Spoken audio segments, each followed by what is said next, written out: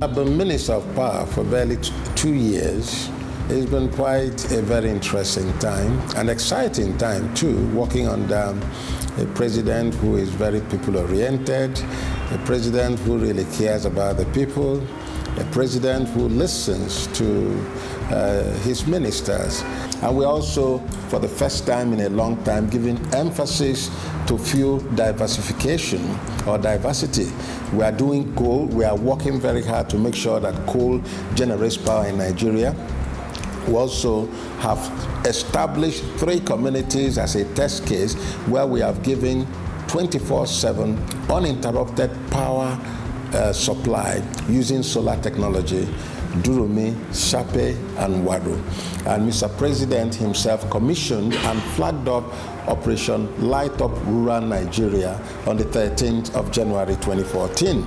So for 1 year, they've had uninterrupted power supply. A situation where Mr. President inherited less than 3,000 megawatts. That's about 2,800 real-time weighted average power delivery on a daily basis, to where he now delivers over 4,000 megawatts.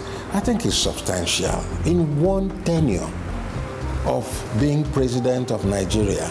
And I think that is tremendous. The problem is because Mr. President is reaching out to rural communities. So many more rural communities that didn't even have 1 hour of power supply because they were not connected to the grid are now being connected. So any incremental benefits that the nation receives, it trickles down. So at the end of the day, if you are getting 10 hours, you probably are getting 14 hours now. If you are getting 18 hours, maybe 20.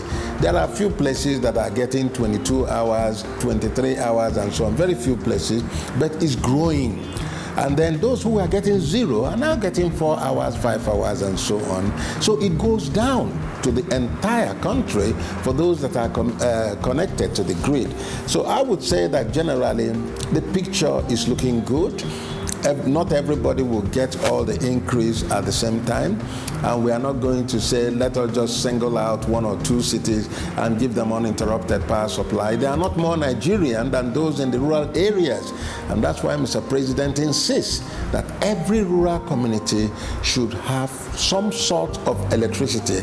And we felt the best way to do this was to use a resource that God has given to us free of charge, and that's the sunlight, to give power to rural communities.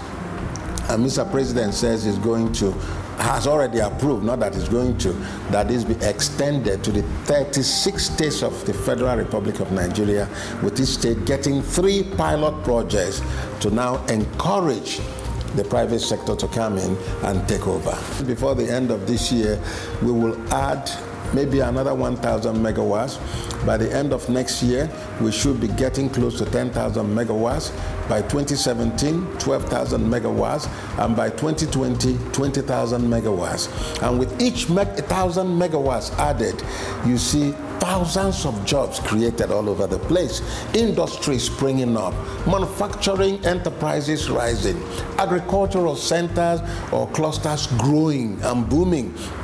Young entrepreneurs being able to have energy to do all kinds of things. And Nigerians are very innovative, but they need power to do that.